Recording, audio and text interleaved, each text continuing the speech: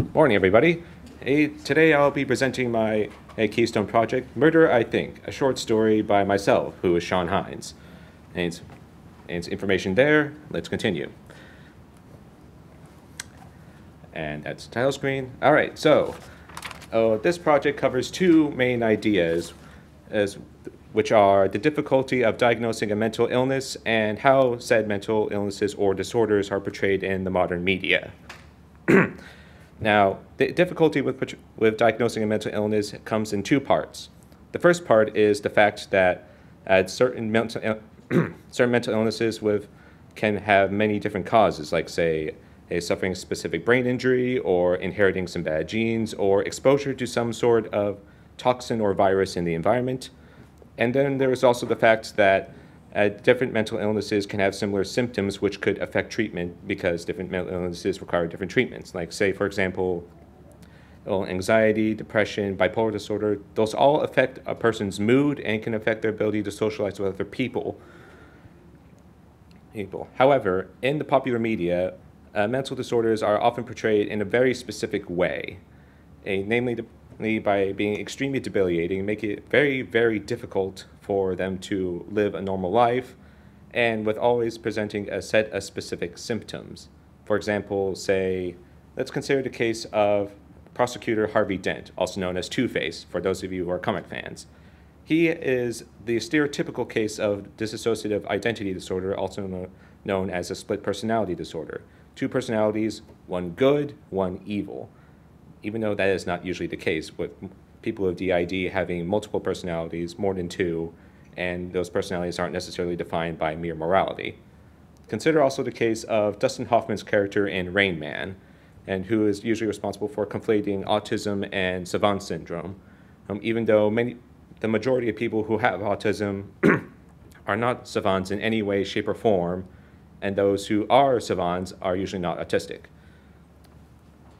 Now, to address these main ideas, such as they are, I decided to write a specific story, to be precise, a murder mystery. The thing about this particular story is that several of the characters in that story all have a mental disorder of some kind, which is meant to be portrayed in as realistic a manner as possible. However, in a different from the usual portrayal media, the disorder is never named for each character. It is left as an exercise for the reader to determine which character has which mental disorder, just from looking at the context clues therein. The reason why it's a murder mystery is to highlight the, mystery of trying to make such a diagnosis using only what clues we have.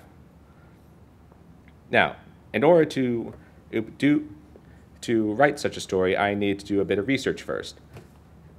For the murder mystery side, I decided to review the works of the famous mystery novelist Raymond Chandler, including such classics as Murder, She Wrote, Farewell, My Lovely, and a collection of short stories known as The Simple Art of Murder.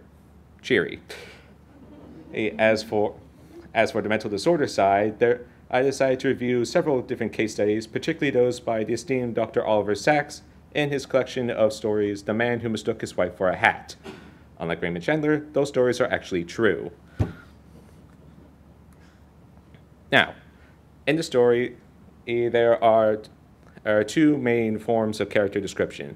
And the first one is the narrator, the main character, the detective, if you will. He is the only character in the story that is explicitly neurotypical. There's nothing particularly wrong with his mind or at least more so out of his mind than is considered ordinary for most people. So this is to give the audience some means of grounding themselves in the story and to provide some means of relating with the difficulties of trying to work out what is up with the other characters.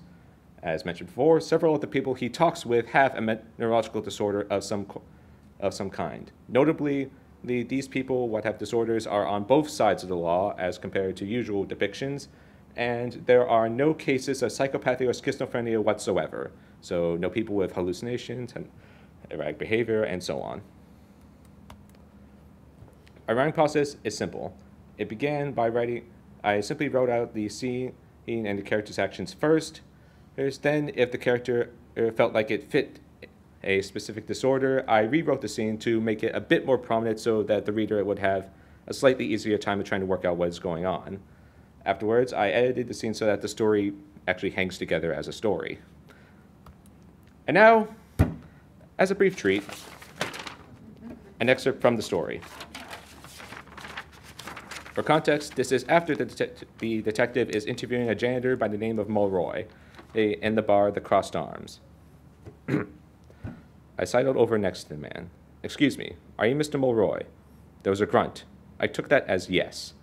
"If it's not too much trouble, I'd like to ask you a few questions about what happened at the Smears Company building a few nights ago." A single roomy eye looked up at me from within the clothes. "Another damn cop?" Mulroy growled. "For the love of God, I already had to sit through one interrogation." I held up a hand. "No, I'm not a cop. I'm a private detective. I'm working a case related to the murder, but I'm not with the police on this." The clothes rustled and unfolded as Mulroy pushed himself up into a sitting position. His head was sparsely covered in graying hair, and his unshaven face was lined with stress and premature aging. In short, about what I expected from a man who was drinking at 3 in the afternoon on a weekday, tired and washed up. He continued. "You know, you may be right at that. You sound like a cop, but even a detective salary couldn't explain a coat that shabby. At least none of the cops I got worked over by dressed like that." He didn't smile. He was serious. Great. As if I needed more people ragging on my fashion sense. Still, take what I can get if it gets me to that will. "And can you tell me why the cops were working you over?" I asked, trying to steer the conversation away from my clothes. "Sure. What I was telling them didn't fit the story they probably cooked up around me, so they were trying to force a square peg into a round hole. They got inch heads I was working on that since I was working on the night of the murder. I had to have done it." My ears pricked up a bit. "Would you have done it if you could?" I asked carefully. No reason to annoy him this early on. "What, are you nuts?" he growled. "There's no way I'd have done it. Mr. Smears was one of the few people in that building that gave a damn about me when I wasn't acting like an idiot.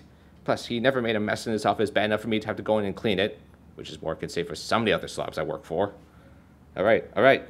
So if you didn't kill him, then why were they giving you such a hard time?" Roy snorted and looked at it in his glass. "Easy. I saw something they couldn't explain, and they didn't want to put any effort to find out why. So they tried to pin it on me. Whole damn country's going down the tubes if that's the kind of work ethic they have nowadays. It's like this, Shamus.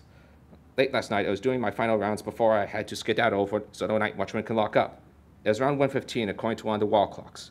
Right when I was about to head for the stairs, I saw somebody that looked like Mr. Smears heading down. Looked like? You weren't sure it was Smears or not?" Roy went quiet for a few seconds, holding up his upper left arm almost nervously. Look, it's like this.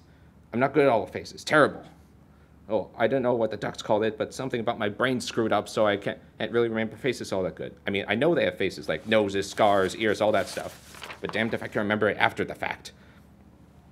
Those jerks at the office like to play guessing games with me because of it. They think it's cute or something." I nodded. I had a feeling about where this was going. "So when you say they saw someone looking like Smears," "Yeah, the cops thought that I was taking the piss or that I was crazy, but I'm not. I know what I saw. I may not know what Mr. Smear's face looked like, but there's no way I mistake that fancy white suit of his. Or that lack of hair, either or." Okay, so, just from that conversation, would you have known exactly what was up with Mr. Mulroy? Right? No, that's what I thought. See, now there could be any number of things that could explain what was up with Mr. Mulroy, like, say, general amnesia, old age, Alzheimer's, or it could be a PROSOPAGNOSIA, which, for those of you who don't know, is an inability to recognize or remember facial features. It's generally caused by damage to the fusiform gyres, which is to say the temporal and occipital ventral parts of the brain, which is the underside of the sides and the back, for those of you who don't study the brain. Now, the thing is about this sort of disorder is that there are workarounds to help people recognize people without looking at their faces. So if Mulroy didn't specifically say there was something up with his brain, you probably wouldn't have noticed that there was anything wrong with him at all, aside from drinking in the afternoon. Now, for those of you who want to hear more about this story, I've been informed it can be found on PDF form on Killishawn Weekly at the following address, which you can see there: www.bu.edu.khc, search for Killishawn Weekly. For those of you who want more information, and just look at my email address up there. Okay, questions?